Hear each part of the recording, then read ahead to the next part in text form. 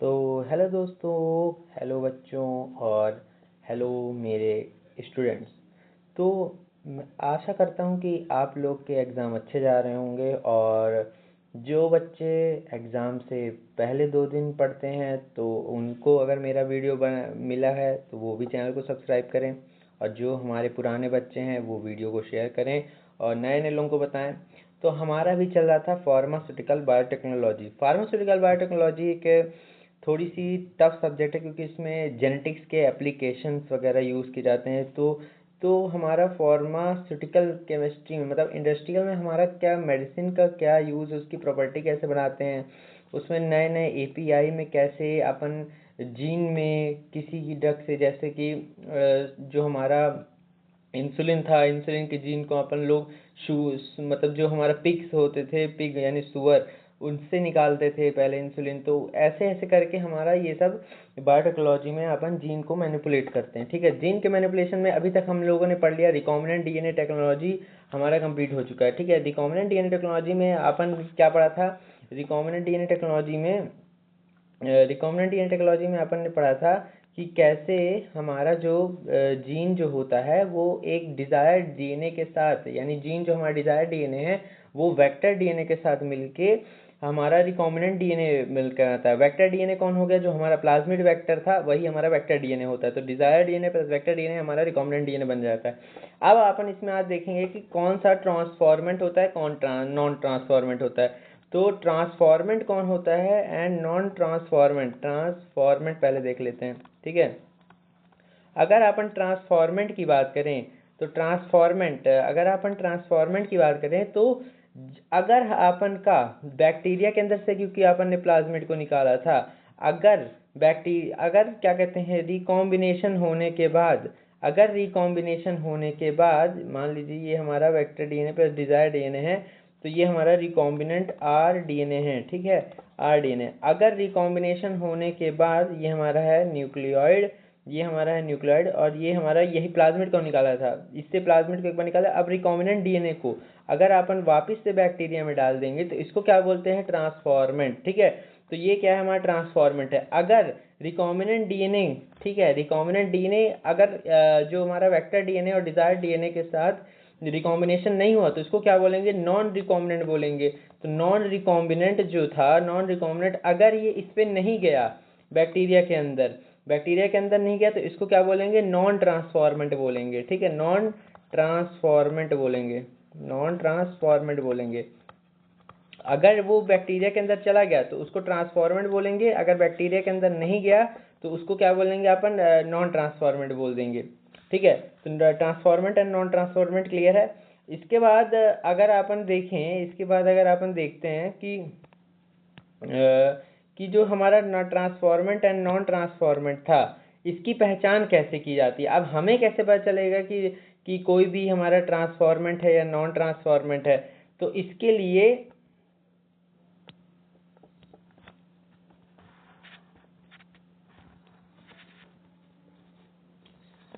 एक मिनट, थोड़ी सी ग्लिच है।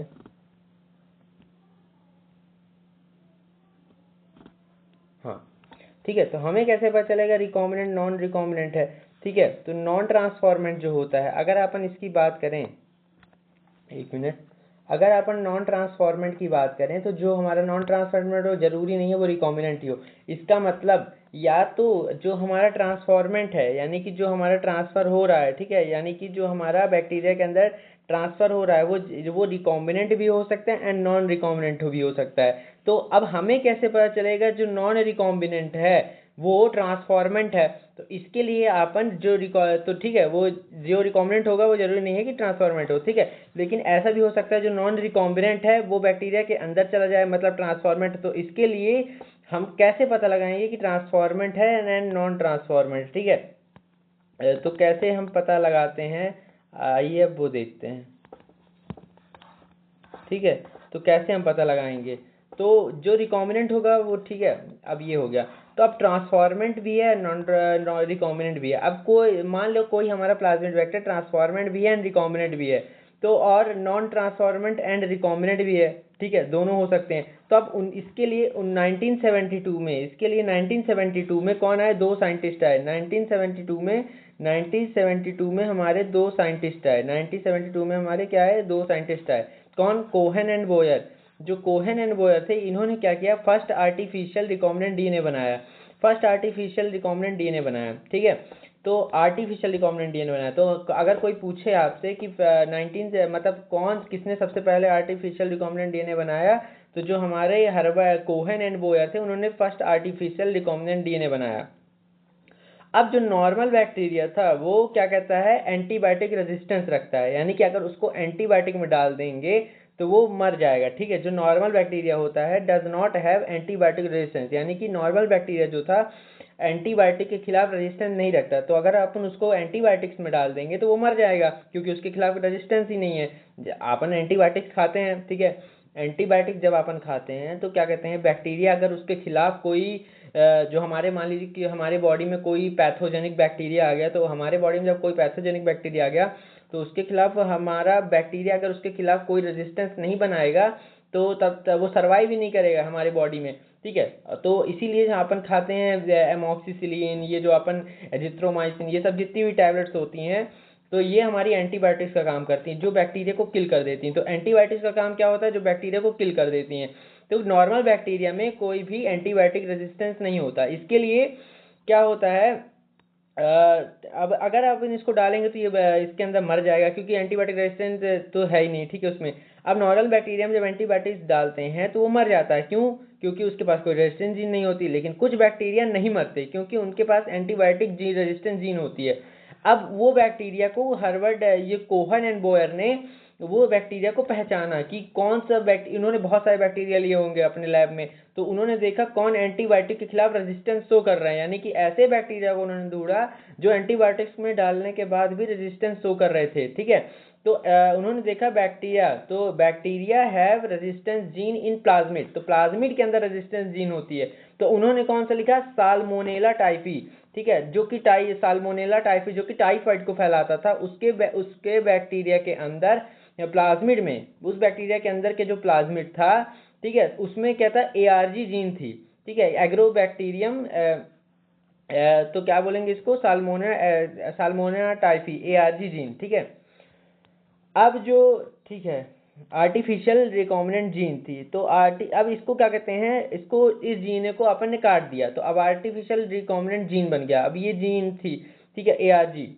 डिजायर जीन हो गई। ठीक है, अब जब इस जीन को अपन ने निकाला तो ई कोलाई का जो बैक्टीरिया था, इसके अंदर ने अपन क्या किया, अब ई कोलाई से निकाला, ई कोलाई का प्लाज्मिड निकाला, और ई कोलाई का बैक्टीरिया क्या रहता है, रिप्लिकेशन करने में माहिर रहता है। ठीक है, तो अब एआरजी जीन को निकाला, प्लाज्मिड बैक्टीरिया में लगाया और रिकॉम्बिनेंट डीएनए बनाया। ठीक है, किससे निकाला, साल्मोनेला टाइफी के में, जो कि टाइफाइड फैलाता था, उसके पास एंटीबायोटिक रेजिस्टेंस जीन थी। तो अब जो हमारा ये वाला जो प्लाज्मिड बना, तो अब ये जो हमारा पास प्लाज्मिड है, ये वाला जो हमारे पास प्लाज्मिड है, ये क्या है, एंटीबायोटिक रेजिस्टेंस जीन शो करेगा। ठीक है, अब ये जो हमारे पास प्लाज्मिड है, ये एंटीबायोटिक रेजिस्टेंस जीन शो करेगा। ठीक है, तो जब ये वाला प्लाज्मिड जो हमारा है, ये एंटीबायोटिक रेजिस्टेंस शो करेगा, ये वाला भी, यानी कि साल्मोनेला टाइफी का बैक्टीरिया को अपन ने जब किस में डाला, साल्मोनेला टाइफी का ई कोलाई में डाला, तो क्या कहते हैं, रिकॉम्बिनेंट डीएनए बना। ई कोलाई के साथ जाकर रिकॉम्बिनेंट डीएनए बना। तो सबसे पहला रिकॉम्बिनेंट डीएनए ई कोलाई में साल्मोनेला टाइफी के बैक्टीरिया को की एआरजी जीन को निकाल के, ठीक है, यानी कि आर्टिफिशियल रिकॉम्बिनेंट जीन को निकाल के उसमें फिट कर दिया, और हमने क्या बना दिया, फर्स्ट रिकॉम्बिनेंट डीएनए बनाया। ठीक है, अब क्लोनिंग वेक्टर की बात करते हैं। वेक्टर कौन होते हैं, जो कि दूसरी प्रति बनाते जाएं। ठीक है, तो क्लोनिंग वेक्टर में सबसे पहले अपन पढ़ते हैं PVR 322।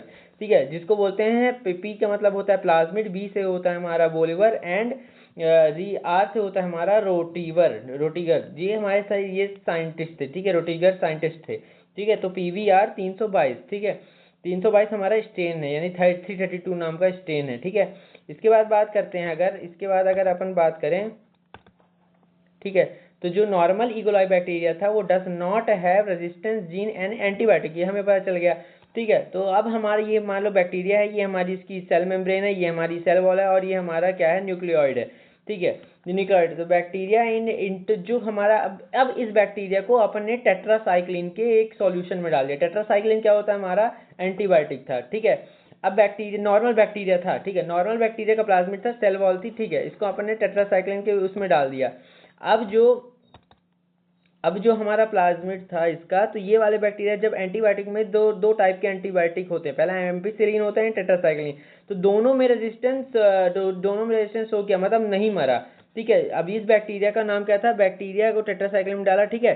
तो इकोलाई के बैक्टीरिया को जब अपन ने डाला टेट्रासाइक्लिन में, ठीक है, टेट्रासाइक्लिन में और एम्पिसिलिन में डाला, तो ये दोनों के खिलाफ रेजिस्टेंस जीन शो किया, ठीक है। Ampicillin resistance gene and tetracycline resistance gene इसके अंदर थी, ठीक है। तो ये वाले प्लाज्मिड को बनाया गया था क्योंकि हमको पता है, ठीक है, इकोलाई के बैक्टीरिया को जो अपन ने अभी बनाया था रिकॉम्बिनेंट डीएनए, ठीक है, तो उसमें प्लाज्मिड क्या था, अब उसमें एम्पिसिलिन के खिलाफ भी रेजिस्टेंस जीन थी और इकोलाई के खिलाफ भी रेजिस्टेंस जीन थी। तो ये वाले प्लाज्मिड को जब आप साइंटिस्ट ने बैक्टीरिया बनाया रेजिस्टेंस जीन, तो मतलब ये वाले बैक्टीरिया को जब साइंटिस्ट ने रिकॉम्बिनेंट डीएनए टेक्नोलॉजी की मदद से एक नया रिकॉम्बिनेंट डीएनए बनाया, नया रिकॉम्बिनेंट प्लाज्मिड डीएनए वेक्टर बनाया, प्लाज्मिड वेक्टर बनाया, तो उसमें एम्पिसिलिन के खिलाफ भी रेजिस्टेंस जीन थी एंड किसके, टेट्रासाइक्लिन के खिलाफ भी रेजिस्टेंस जीन थी। यानी कि अब अपन एम्पिसिलिन में डालेंगे तो भी नहीं मरेगा, टेट्रासाइक्लिन में डालेंगे तो भी नहीं मरेगा, ठीक है। अब इसमें एक कौन सी साइट होती है, एक टेट्रासाइक्लिन रेजिस्टेंस जीन। अब ये हमारा प्लाज्मिड है इकोलाई का, ठीक है, और इसके बाद टेट्रासाइक्लिन रेजिस्टेंस जीन थी, और यहाँ पे सेल फर्स्ट साइट होती है जिसपे टेट्रासाइक्लिन रेजिस्टेंस जीन प्रेजेंट है, और यहाँ पे पीवीयू फर्स्ट साइट होती है जिसमें एम्पिसिलिन रेजिस्टेंस जीन प्रेजेंट है। इसका मतलब अगर एम्पिसिलिन या टेट्रासाइक्लिन डालेंगे तो नहीं मरेंगे, ठीक है, यानी क्योंकि इसके पास रेजिस्टेंस जीन है। क्यों नहीं मरेंगे, क्योंकि एम्पिसिलिन और टेट्रासाइक्लिन की रेजिस्टेंस जीन थी, अपन ने खुद बनाया इसको, ठीक है। तो tetracycline resistance gene Bam H1 site पे, बैम H1 साइट होती है, एक टेट्रासाइक्लिन रेजिस्टेंस जीन कहाँ पे होती है, बैम H1 साइट एंड साल फर्स्ट, ये आपको याद करना पड़ेगा, ठीक है। तो बैम H1 साइट एंड साल फर्स्ट पे टेट्रासाइक्लिन रेजिस्टेंस जीन होती है, बैम H1 साइट एंड साल फर्स्ट पे SAL सेल फर्स्ट पे अपन ने टेट्रासाइक्लिन रेजिस्टेंस जीन को देखा। इसका मतलब टेट्रासाइक्लिन जीन जो थी, बैम H1 एंजाइम अपनी साइट को काटेगा। अब बैम H1 साइट में हम जानते हैं रिस्ट्रिक्शन एंडोन्यूक्लियस से, अब इसको काटेंगे बैम H1 साइट को, और जब अलाइन डीएनए जब डालेंगे, if align DNA join with the plasmid it's recombinant, अब रिकॉम्बिनेंट डीएनए बनाएगा, ठीक है। अब रिकॉम्बिनेंट डीएनए जब बन गया, तो अब recombinant DNA will lose tetracycline resistance. जैसे ही रिकॉम्बिनेंट डीएनए अपन ने बनाया, डीएनए डिजायर डीएनए को डाला, क्योंकि टेट्रासाइक्लिन में जो पर्टिकुलर सीक्वेंस, ठीक है, पर्टिकुलर सीक्वेंस है, उसको काट कर डिजायर डीएनए लगाया तो टेट्रासाइक्लिन लूज हो गई, ठीक है। मतलब अगर यहाँ पे टेट्रासाइक्लिन बैम H1 साइट को काट के लगाया अपन ने एक डिजायर डीएनए को, तो जो टेट्रासाइक्लिन को कोड कर रहा था अब वो तो रहेगा नहीं, क्योंकि उसकी जगह पे दूसरा लगा दिया है, ठीक है। यानी कि एम्पिसिलिन लेकिन अभी भी है, ठीक है, ये याद रखना, ठीक है, एम्पिसिलिन अभी भी है, टेट्रासाइक्लिन की रेजिस्टेंस जीन लूज हुई है, ठीक है। तो recombinant will lose tetracycline resistance gene, ठीक है। लेकिन क्या था, डिजायर डीएनए को डाला, लेकिन एम्पिसिलिन वाली जो थी हमारी, जो हमारी एम्पिसिलिन थी वो अभी भी है यहाँ पे, ठीक है। तो अलाइन डीएनए के आ जाने से रिकॉम्बिनेंट डीएनए बना टेट्रासाइक्लिन रेजिस्टेंस जीन खत्म हो जाएगी, लेकिन एम्पिसिलिन वाली रहेगी, ठीक है, ये याद रखना। अब एम्पिसिलिन बनी रहेगी, तो अब अगर ये टेट्रासाइक्लिन रेजिस्टेंस जीन है, ठीक है, तो ये हमारा नॉन रिकॉम्बिनेंट है, ये डिजायर डीएनए यहाँ पे लाइगेज एंजाइम की वजह से नहीं जुड़ पाया है, ठीक है, तो ये नॉन रिकॉम्बिनेंट है, लेकिन हमें नहीं पता कि अभी नॉन रिकॉम्बिनेंट, ठीक है। तो नॉन रिकॉम्बिनेंट में टेट्रासाइक्लिन रेजिस्टेंस जीन भी होगी और एम्पिसिलिन भी होगी। तो अब हमें कैसे पता चलेगा कि जो रिकॉम्बिनेंट है नॉन रिकॉम्बिनेंट है, अब इसको अपन ने टेट्रासाइक्लिन में डाल के देख लेंगे। आफ्टर फर्स्ट एक्सपेरिमेंट क्या होगा, रिकॉम्बिनेंट को अपन डालेंगे इकोलाई में एंड नॉन रिकॉम्बिनेंट को भी इकोलाई में डालेंगे, हमें नहीं पता कौन सा रिकॉम्बिनेंट है नॉन रिकॉम्बिनेंट है, ठीक है, इकोलाई में डालेंगे। अब जो बैक्टीरिया ट्रांसफॉर्मेंट होगा, ठीक है, क्या, इकोलाई में डालेंगे, तो the process of insulting plasmic into bacteria is called transformation, ये हमने पता चल गया, ठीक है। बैक्टीरिया के अंदर डालेंगे तो ट्रांसफॉर्मेंट, अगर प्लाज्मिड वेक्टर में इकोलाई के अंदर चला गया, प्लाज्मिड वेक्टर इकोलाई के अंदर चला गया तो ट्रांसफॉर्मेंट बोला, अगर नहीं गया तो नॉन ट्रांसफॉर्मेंट बोला। अब हमें कैसे पता लगेगा कि ट्रांसफॉर्मेंट होगा, ठीक है, तो जो इकोलाई बैक्टीरिया के अंदर चला गया होगा तो उसको जब एम्पिसिलिन में डालेंगे तो सर्वाइव कर जाएगा, ठीक है, हमें पता चल गया। जो रिकॉम्बिनेंट डीएनए था, रिकॉम्बिनेंट डीएनए में टेट्रासाइक्लिन लूज किया था, लेकिन एम्पिसिलिन था, तो एम्पिसिलिन वाले में डालेंगे, अगर एम्पिसिलिन वाले में डालेंगे तो जो रिकॉम्बिनेंट होगा वो हमें पता चल जाएगा कि एम्पिसिलिन की भी रेजिस्टेंस जीन है, मतलब टेट्रासाइक्लिन वाला होता तो वो मर जाता क्योंकि उसमें एम्पिसिलिन की रेजिस्टेंस जीन थी। तो एम्पिसिलिन वाले में डालेंगे तो एम्पिसिलिन वाले में तो जीता रहेगा क्योंकि उसके पास एम्पिसिलिन की रेजिस्टेंस जीन अभी भी है, ठीक है। तो हमें पता लग जाएगा, तो हमें ये क्या पता लग गया, जब सर्वाइव कर जाएगा तो इससे हमें पता चल गया कि जो ट्रांसफर हो गया है, अब ये ट्रांसफर रिकॉम्बिनेंट भी हो सकता है, नॉन रिकॉम्बिनेंट भी हो सकता है, ठीक है। टेट्रासाइक्लिन रेजिस्टेंस जीन यानी कि एम्पिसिलिन में डालने पे हमें क्या पता चला कि ये ट्रांसफॉर्मेंट है। तो एम्पिसिलिन में जब हमने डाला तो ट्रांसफॉर्मेंट का हमें पता चल गया। अब ये जो ट्रांसफॉर्मेंट है ये रिकॉम्बिनेंट भी हो सकता है, नॉन रिकॉम्बिनेंट भी हो सकता है, ठीक है। तो अगर इकोलाई के अंदर प्लाज्मिड नहीं गया बैक्टीरिया का, तो हम एम्पिसिलिन डालेंगे तो बैक्टीरिया विल डाई, ठीक है। अगर इकोलाई के अंदर जाहिर सी बात है, इकोलाई के अंदर प्लाज्मिड नहीं गया और बैक्टीरिया को हम एम्पिसिलिन में डालेंगे, जाहिर सी बात है, तो इससे हमें पता चल गया क्योंकि रेजिस्टेंस जीन नहीं है। अब मान लो उस प्लाज्मिड वेक्टर को हमने तो डाल दिया, लेकिन क्या पता वो गया हो चाहे ना गया हो प्लाज्मिड। अब भाई अगर अपन इसको देखें, अगर अपन मान लो यहाँ पे प्लाज्मिड है, मान लो ये हमारे पास कोई बैक्टीरिया है, ठीक है। तो मान लो हमारे पास ये कोई बैक्टीरिया है, ये हमारे पास ये कोई बैक्टीरिया है, ठीक है। ये हमारा इसका हो गया न्यूक्लियोइड, ठीक है। ये हमारा हो गया प्लाज्मिड, ठीक है। अब ये प्लाज्मिड को अपन ने निकाल लिया था, तो ये इसको अगर इस पे डालेंगे और अगर ये इस पे चला गया तो ट्रांसफॉर्मेंट हो गया, लेकिन हमें कैसे पता चला इसके अंदर चला गया। अगर अब इस बैक्टीरिया को मान लो ये नहीं गह रहा होगा, मान लो ये प्लाज्मिड इसके अंदर नहीं है, ठीक है। अब ये प्लाज्मिड इसके अंदर नहीं है, तो अगर हम इस बैक्टीरिया को किस में डालेंगे, ये अब इसके पास न्यूक्लियोइड बचा है, अगर हम इसको डालेंगे किसमें, एम्पिसिलिन में डालेंगे, एम्पिसिलिन में डालेंगे तो क्या बैक्टीरिया जिएगा, नहीं जी पाएगा, ठीक है, क्योंकि इसके पास कोई रेजिस्टेंट जीन ही नहीं है, ठीक है, प्लाज्मिड। और अगर क्या कहते हैं एम्पिसिलिन, अगर टेट्रासाइक्लिन वैल्यूज की थी, ठीक है, और टेट्रासाइक्लिन में डालेंगे तो भी मर जाएगा क्योंकि इसके पास कोई रेजिस्टेंट जीन ही नहीं है।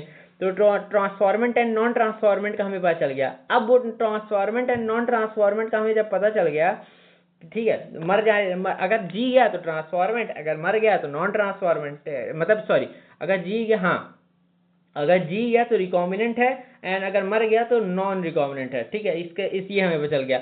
अब जो नॉन रिकॉम्बिनेंट है, ठीक है। तो अब हमें कैसे पता चलेगा कि रिकॉम्बिनेंट एंड नॉन रिकॉम्बिनेंट का हमें कैसे पता चलेगा।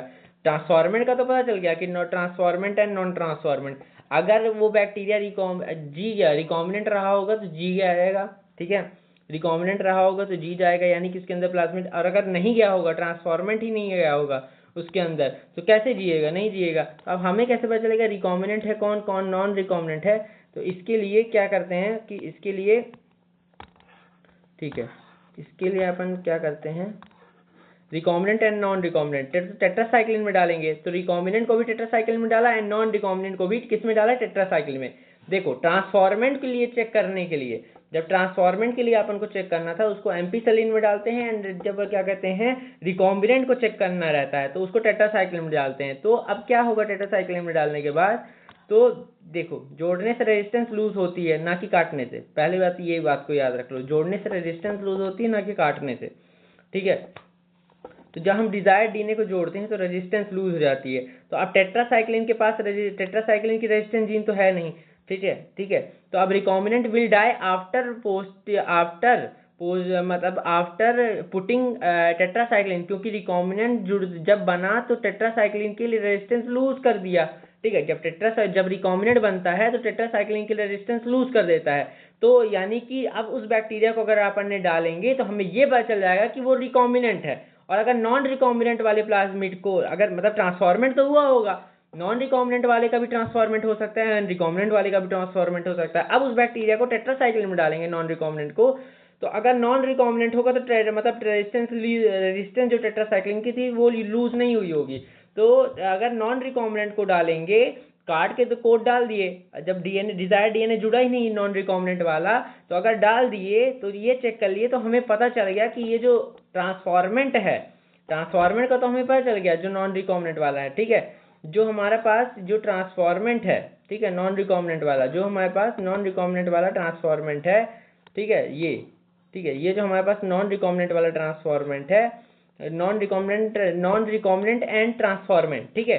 तो इसको अपन डालेंगे तो जब आफ्टर पुटिंग, ठीक है, आफ्टर पुटिंग इन टेट्रासाइक्लिन, तो रिकॉम्बिनेंट टेट्रासाइक्लिन के रेजिस्टेंस लूज कर दिया तो मर जाएगा।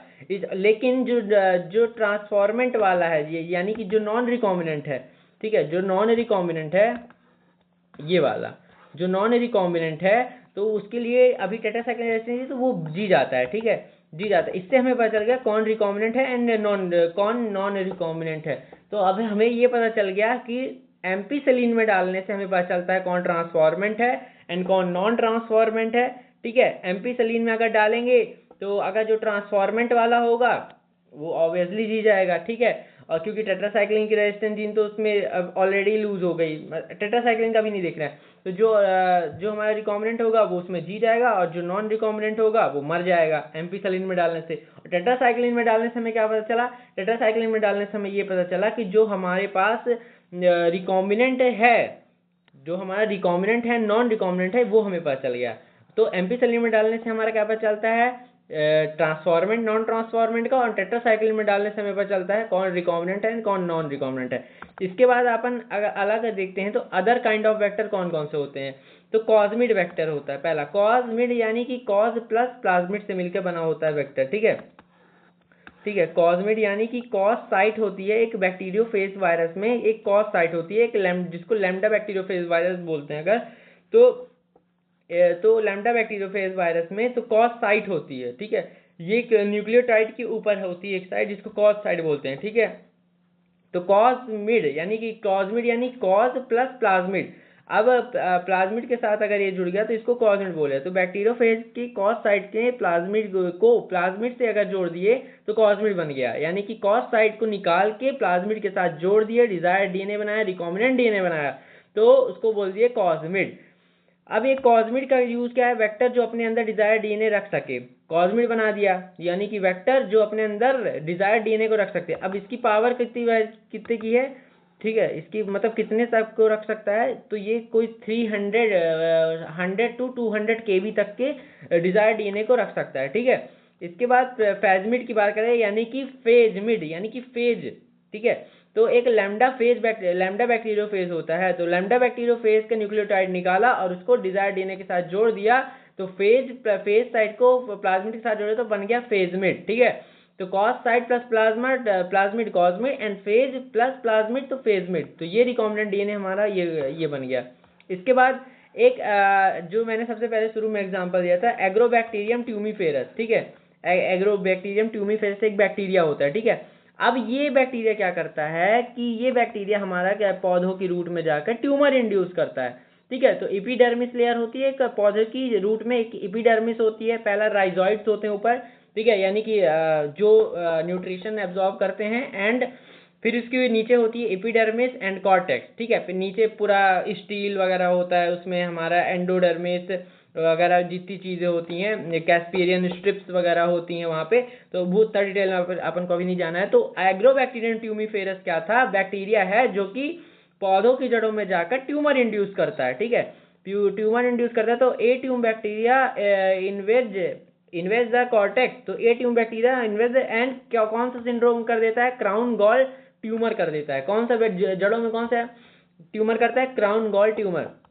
तो एग्रोबैक्टीरियम ट्यूमीफेरस कौन सा ट्यूमर करता है, क्राउन गॉल ट्यूमर। तो बैक्टीरिया की रूट से चिपक जाता है एंड कॉर्टेक्स में जाकर ट्यूमर कर देता है और अपने सेल का डिवीजन करता है। ट्यूमर क्या है, excessive growth of cell division, जिसको क्या अपन किसके में होते हैं, हाइपर ट्रॉफी के नाम से जानते हैं। ठीक है, हाइपर ट्रॉफी या हाइपर प्लेसिया आपने पढ़ा होगा, ये हमारे कि में बहुत यूज होता है बायो में, फॉर्मा में। Hypertrophy and hyperplasia cancer का वो टाइप है। ठीक है, तो अगर अपन बात करें अब जो एग्रोबैक्टीरियम ट्यूमीफेरस है, अब ये कैंसर को इंड्यूस करता है, तो इसी अब एग्रोबैक्टीरियम ट्यूमीफेरस तो ये बहुत तेज से मल्टीप्लिकेशन करता है। तो ए ट्यूम में जो इसकी टीआई जीन को अपन, अब एग्रोबैक्टीरियम ट्यूमीफेरस का अपन क्या लिया, एग्रोबैक्टीरियम ट्यूमीफेरस प्लाज्मिड को लिया, इसका प्लाज्मिड को अपन सीक्वेंस को कोड करेंगे, तो जो ट्यूमर इंड्यूसिंग जीन थी उसको अपन ने इसको काट दिया। तो साइंटिस्ट ने क्या किया, टीआई जीन को हटाकर एक डिजायर डीएनए जोड़ दिया, यानी कि अब ये प्लाज्मिड का ट्रीटमेंट हो चुका है एग्रोबैक्टीरियम ट्यूमीफेरस। तो साइंटिस्ट ने जब एग्रोबैक्टीरियम ट्यूमीफेरस को चीड़ फाड़ करके उसको प्लाज्मिड निकाला और टीआई जीन जो ट्यूमर इंड्यूस कर रही थी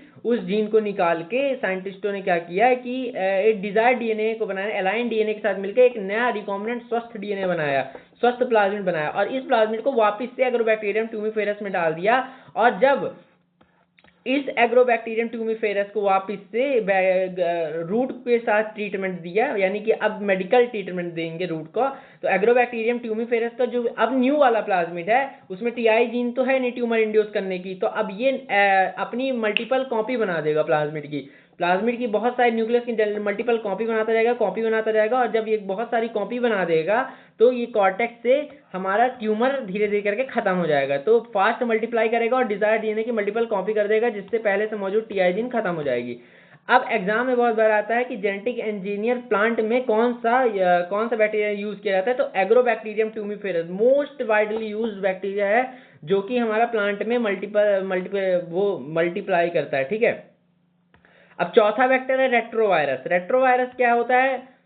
रेट्रोवायरस हमारे जो मैमल्स है, मैमल्स में अगर जेनेटिक इंजीनियरिंग का ट्रीटमेंट करते हैं तो रेट्रोवायरस का बहुत यूज किया जाता है। ठीक है, तो डीएनए से हमारा होता है ट्रांसलेशन, डीएनए से एमआरएनए से प्रोटीन। ठीक है, तो इसको बोलते हैं रिवर्स ट्रांसक्रिप्शन। ठीक है, रिवर्स ट्रांसक्रिप्शन में क्या होता है, ये ट्रांसलेशन होगा, और रिवर्स ट्रांसक्रिप्शन में क्या होता है, ट्रांसक्रिप्शन में क्या होता है, डीएनए से एमआरएनए से प्रोटीन बनता है। रिवर्स ट्रांसक्रिप्शन में क्या होता है, एमआरएनए से वापस डीएनए बनाते हैं। ठीक है, तो जब रिवर्स ट्रांसक्रिप्शन की बात करते हैं तो इसके लिए वायरस की जरूरत होती है, रेट्रोवायरस। ठीक है, यानी कि हमको एमआरएनए से डीएनए बनाया। तो रेट्रोवायरस क्या है, रेट्रोवायरस परफॉर्म रिवर्स ट्रांसक्रिप्शन। तो एग्जांपल रेट्रोवायरस का क्या है, एचआईवी जो एड्स का वायरस होता है। ठीक है, तो retrovirus can be used as vector by disarming them. ठीक है, अब क्योंकि रेट्रोवायरस जो एचआईवी का बैक्टीरिया वायरस होता है, अब इसको ट्रीट करेंगे तो ये एड्स वगैरह के ट्रीटमेंट में काम आएगा। ठीक है, तो यानी कि जो ह्यूमन में जेनेटिक इंजीनियरिंग वगैरह होती है वो इस वायरस से की जाती है। तो अब दूसरा नाम क्या है, रेट्रोवायरस परफॉर्म रिवर्स ट्रांसक्रिप्शन। ठीक है, ये हो गया हमारा। ठीक है, फॉर जीन थेरेपी। ठीक है, जीन थेरेपी के लिए कौन सा कार्य किया जाता है, रेट्रोवायरस बहुत एक्सटेंसिवली यूज किया जाता है। ठीक है, अब वेक्टर पांचवा नंबर बैक वायरस, जिसको बोलते हैं back, BAC, bacterial artificial chromosome. ठीक है, अब ये क्या होता है, they are extra chromosomal double standard DNA molecule. Extra chromosomal double standard DNA molecule back क्या है, 300 से 350 केबी के बेसिस को जोड़ सकते हैं बैक में। ठीक है, बैक्टीरियल आर्टिफिशियल क्रोमोसोम, ये हो गया वेक्टर। पहला वेक्टर कौन सा हो गया, PBR 322। ठीक है, दूसरा वेक्टर हमारा क्या हो गया, एग्रोबैक्टीरियम ट्यूमिफेरस। तीसरा बैक्टीरिया हमारा कौन सा हो गया, ठीक है, रेट्रोवायरस, एग्रोबैक्टीरियम तीसरा बैक्टीरिया। चौथा बैक्टीरिया कौन सा हो गया, रेट्रोवायरस। पांचवा बैक्टीरिया कौन सा हो गया हमारा, बैक वायरस। ठीक है, और छठवां वेक्टर हो गया हमारा यैक, ईस्ट आर्टिफिशियल क्रोमोसोम। अब ईस्ट यूनिसेलुलर जो फंगी होती है वो एस्कोमाइसिटीज में होती है। ठीक है, तो ईस्ट आर्टिफिशियल क्रोमोसोम के प्लाज्मिड को लेते हैं और इसका लार्जर डीएनए को इसमें कितने 10⁶ बेस पेयर, यानी कि 1 मेगाबाइट 1 MB तक के डिजायर्ड डीएनए को इसके अंदर जोड़ सकते हैं। ठीक है, तो यैक वेक्टर की ये खास बात है। ठीक है, सातवां वेक्टर कौन होता है, शटल वेक्टर। शटल वेक्टर कौन सा वेक्टर होता है, यानी कि YEP वेक्टर। इसमें क्या कहते हैं, टीआई प्लाज्मिड निकालते हैं, व्हेन कैन बी फंक्शनल और express prokaryotic and eukaryotic. Shuttle vector को फंक्शन करते हैं विच कैन बी फंक्शनल, किसमें होता है shuttle vector functional, prokaryotic and eukaryotes में। ठीक है, ये हो गया हमारा। अब इसके बाद बात करते हैं, नेक्स्ट लेक्चर में अपन पढ़ेंगे सेलेक्टेबल मार्कर कौन होता है, यानी कि एम्पीसेलिन या टेट्रासाइक्लिन जो होते हैं, जो हमारे ट्रांसफॉर्मेंट एंड नॉन ट्रांसफॉर्मेंट को बताती है एम्पीसेलिन।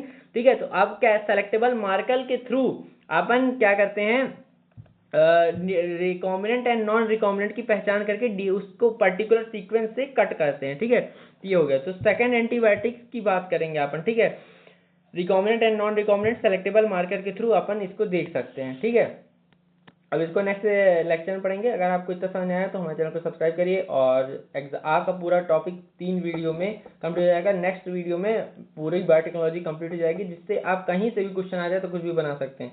तो तब तक के लिए ओके, ख्याल रखिए अपना, एंड गुड नाइट।